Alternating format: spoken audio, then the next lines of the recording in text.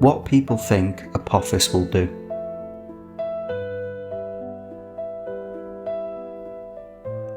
What Apophis will actually do.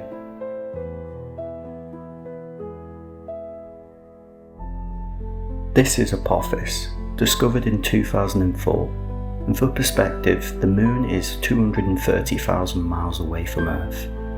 But in 2029, Apophis will pass only 20,000 miles above the Earth's surface.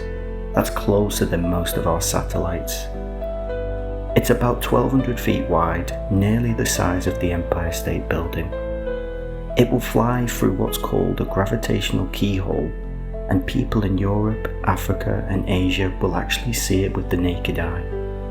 The good news, there's no threat in 2029, but scientists are watching closely for what happens after.